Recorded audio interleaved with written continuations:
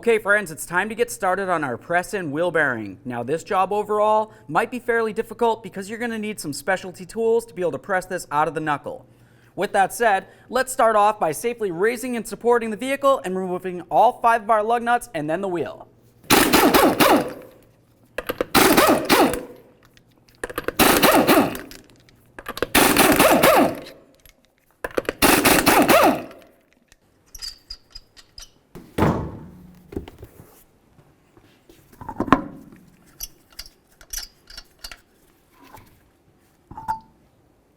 Now that the wheel's off, let's start taking this apart. We're going to start right at the 32mm axle nut. Go ahead and turn this counterclockwise to remove it. If you find that this wants to spin on you, just carefully use a pry bar coming across this down towards the ground if needed.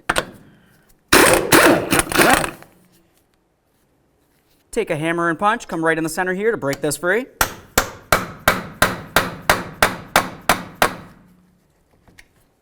And now let's move along to the ABS wire where it connects onto the bracket. To remove this, I'm going to use some long nose pliers, carefully get along the forward side of this. I'm going to squeeze on the 2 tabs and then I'll carefully pull this out. After we've done that, let's continue on to our 2 12mm bolts right along here.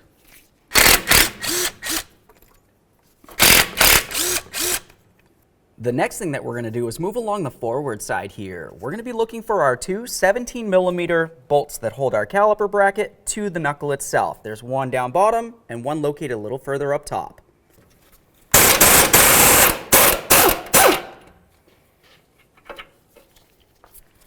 All right, there's that bolt. I'm just going to take this bolt, start it in just a couple threads here so I can fully remove the second without this falling and potentially hurting me. Now we can carefully remove this other bolt. At this point, we're going to slide the caliper off of the rotor and we're going to hang it up on top of the strut.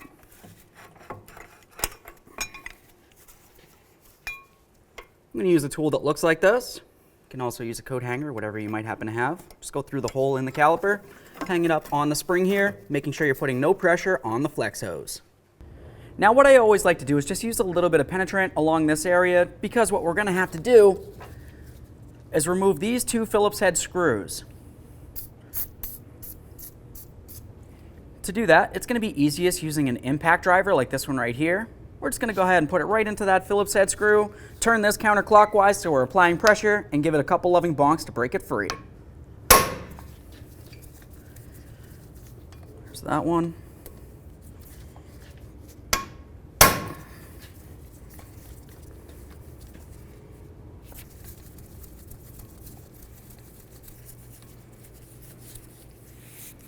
Now the next thing you're going to want to do is try to remove the rotor from this area. You might notice that it's stuck on the wheel hub. If that's the case, go ahead and use one of your lug nuts. We'll just start it on here to protect us. In case this rotor comes free, it won't potentially fall and hurt us.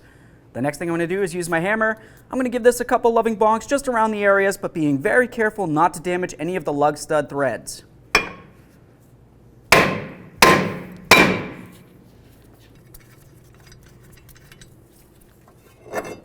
Remove your rotor. The next thing that we're going to do is remove our tie rod end from the knuckle. To do that, you're going to find a locking cotter pin.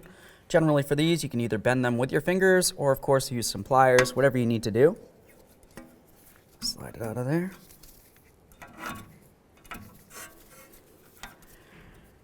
Most times it's a good idea to replace these. If not, just go ahead and inspect it, make sure it's still going to be safe. This is what holds this nut in place. Now let's use a 17mm to remove that nut.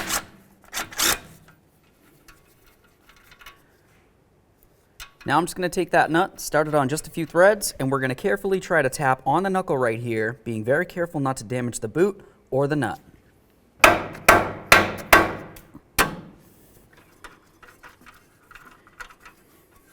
Inspect the nut, inspect the tie rod, set them both aside.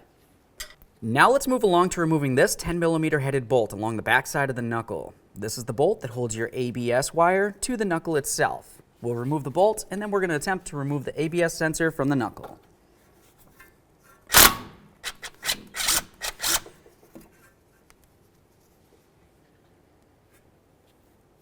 Carefully grab onto that sensor, see if you can wiggle it around a little bit. We're just trying to get it to break free without actually physically breaking it in any way. Once you get it to wiggle around, just go ahead and spray some penetrant and see if that helps you out.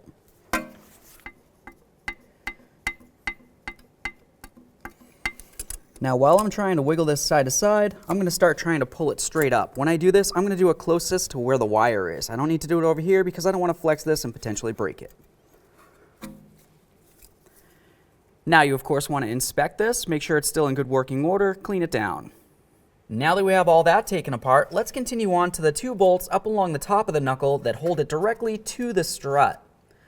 To remove these, I'm going to use a 17mm wrench on this backside here, which is the bolt side, and then it comes straight on through to the forward side, and I'm going to use a 19mm to remove the nuts on the other side.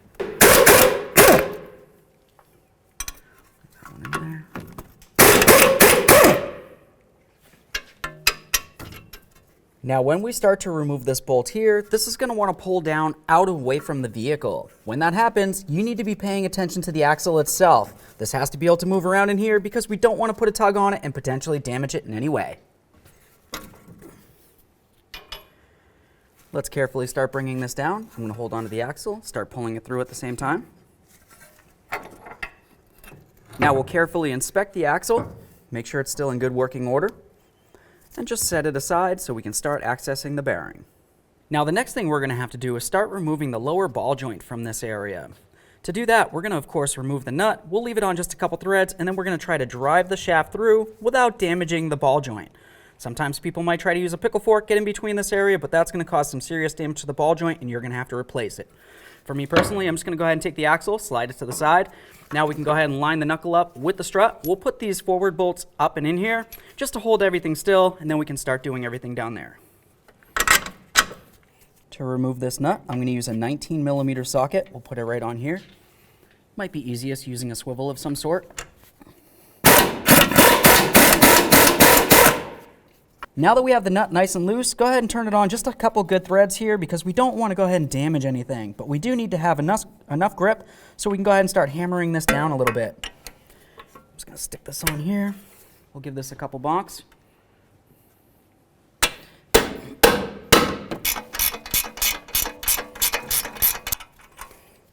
Set that aside. So now what we're going to do is just separate this lower area here. We can go ahead and rock this aside. Now we can remove our upper bolt. Remove the knuckle from the vehicle.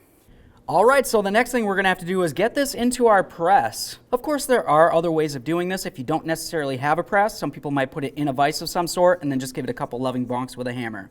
I'm going to try using the press. So what I'm doing here is I just have a socket directly on the inner portion of where my hub is. That's that center ring right along here. I'm just going to use a 30mm socket. It fits perfectly over that. Put in an adapter. Now, of course, you're going to want to have this as straight as possible because we're going to be putting this under a lot of pressure, and you want to make sure you're as safe as possible as well.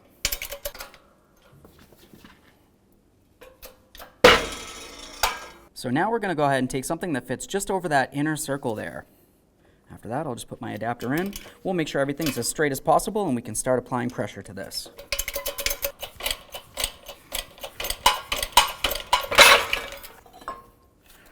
Now there's our hub. We're going to have to get back to this in a minute, but let's continue on with this. So now we're removing the snap ring from this area. This ring itself fits inside a groove that's located inside the knuckle area. To do this, I'm just using a screwdriver and I'm carefully trying to get around it, getting in between the knuckle and the snap ring itself. Go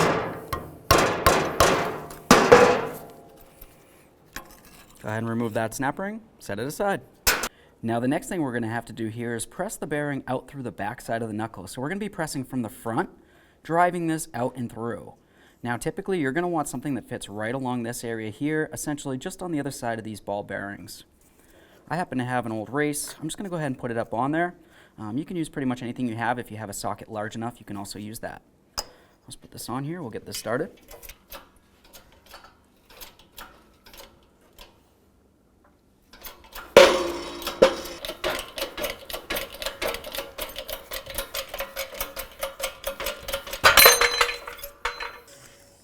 Now you want to thoroughly inspect your knuckle. All inside here is going to be very important to make sure it doesn't have any corrosion or anything inside there you're going to need to deal with.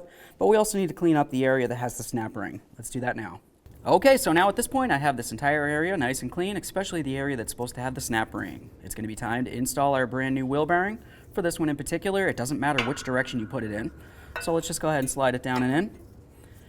We want this to be as flush as possible with the knuckle. After that, I'm just going to use the original wheel bearing here, but we want to make sure that we don't have any issues that look like this right there that's going to press up against this and potentially damage it. This is going to press right up against the outer ring of that, which is the most important area to press up against. Now we're going to get it lined up. Put an adapter in here. Now we can press this straight down and in.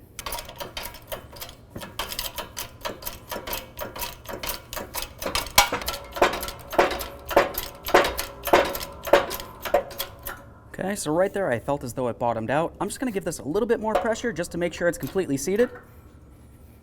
Now we can release that pressure. Get this out of the way. Now we're going to pay attention along this area here. What we're paying attention to is the area that's supposed to have that snap ring in it. You need to be able to see the entire thing all the way around. This looks perfect, so let's continue. Okay, now we can go ahead and get our snap ring in here. We're just going to bring this down, try sliding one ear at a time underneath. Get that in there. Sometimes you're going to have to try to pry in between just to separate it and slide it down and into position.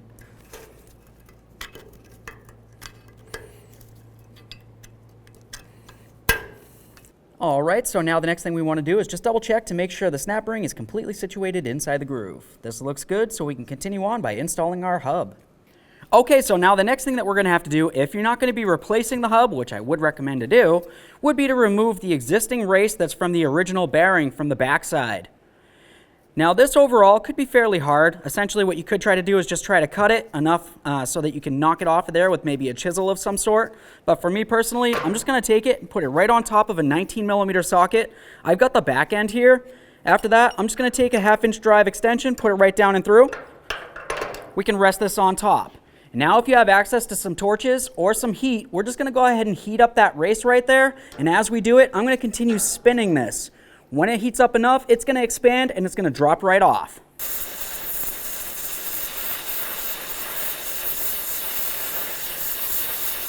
All right, so now that I've got it nice and hot, I'm just going to help it along with a chisel. I'm going to get in between this area and the race and try to drive it off.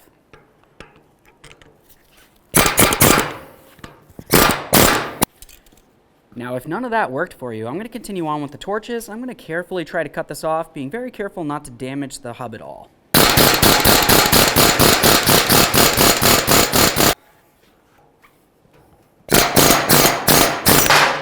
Now once it's cooled down enough, we'll just go ahead and use some sandpaper. We're just going to make sure that this is clean and free of any debris.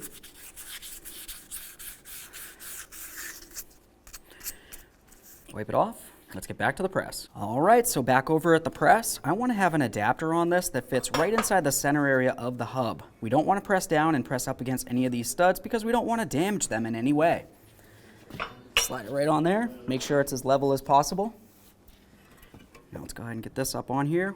Now the next thing that we're going to have to do is press in along this inner race right here. When we do this, you only want to go along the metal aspect, but never touch up against that seal along there. It's very important that you don't damage that in any way. We'll get right on the center here. I'm just going to use a 36mm socket, but you can use whatever fits. Now we'll just start lining this up and bringing it down into position. All right, so at this point I made contact. Let's just make sure that we're completely flush all the way across. I'm just going to turn this. Now what I'm going to do is start pressing this down. While I press it down, you're going to notice that I continue doing this the entire time. The reason why I'm doing that is because I want to make sure that I'm not binding up the bearing in any way while I'm pressing this in. If it feels like it's under a tremendous amount of pressure, then you know that you're probably not lined up properly. This feels like it's going in fairly easily, so I feel confident that it's going to be good. Okay, so right there, it feels as though it bottomed out. I'm not going to go any further than that. Let's go ahead and relieve that pressure.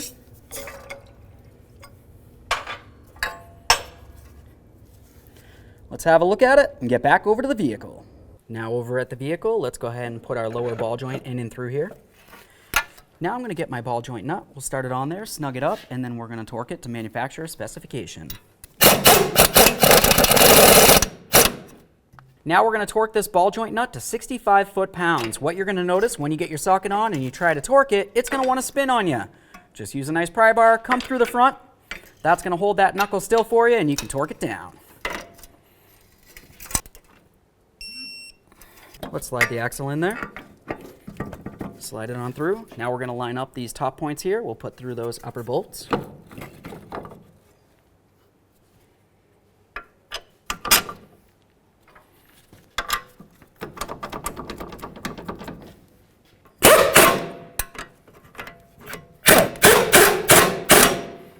And then we'll torque each of these to 116 foot-pounds.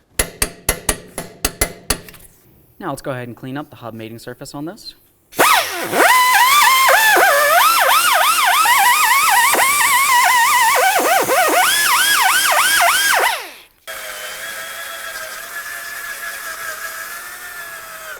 Now let's sand down the back side of the rotor here, just on the mating surface.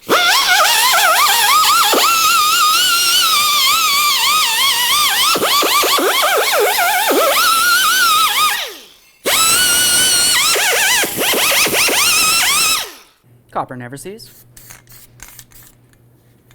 Now we're going to put the rotor on there. The areas that you want to pay attention to are the screw hole areas that are on the rotor and on the hub. You need to make sure they match up so you can put in your mounting screws.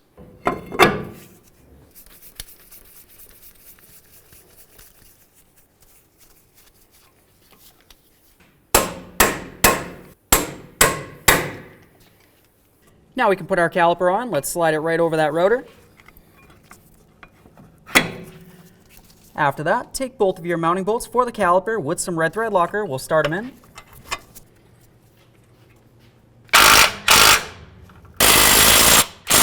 Torque each of these to 72 foot-pounds. Now we can move along to the ABS sensor. Let's go ahead and slide that right into the hole inside the knuckle. Make sure it bottoms out easily. After that, go ahead and take your mounting bolt. Generally, I like to use a little bit of copper never sees on these. It just kind of helps make it so it comes out easier in the end. Bottom this out. Make sure it's secure. Secure your hose.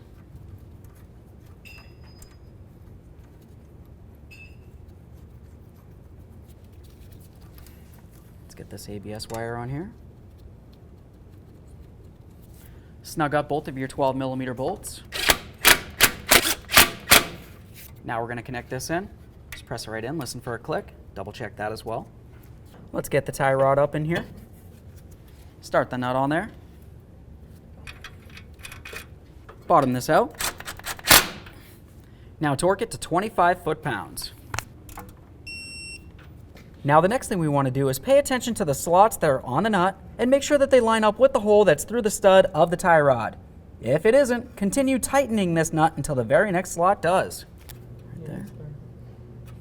Just slide that through and then pin it over. It's super important to make sure you put in your cotter pin. This is what locks the nut so it can't loosen up on you. This looks good. Let's have a look at everything. Just make sure that you secured your hose and of course the ABS wire. This looks perfect. Let's take that axle nut. We'll get it on here. Now when we do this, we're going to go ahead and bottom it out by hand. You never want to use an air gun on this. Just bottom it out. We'll get it closer to the ground so we can torque it to manufacturer's specification. Alright, so with this a little bit lower to the ground, we can get ready to torque this with our 32mm socket. When you go to torque it, you're probably going to notice that this is going to want to spin on you. So that's the reason why I brought it closer to the ground. You can either have a second person stepping on the brake, which will hold this for you, or you can just put a bar going across these lug studs all the way to the ground. Let's torque this to 199 foot-pounds. Once you have it torqued, you're going to need to lock this in. The way that we're going to do that is with a hammer and punch, and what you want to pay attention to is the slot that's on the axle. Let's go ahead and get right up against that nut. We're going to drive it down in here.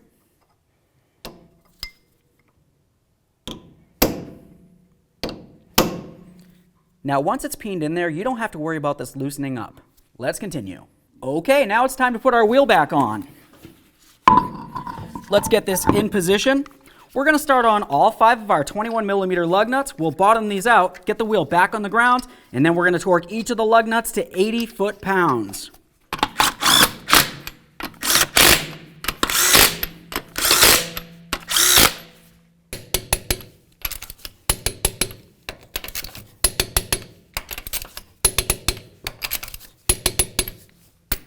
Torqued.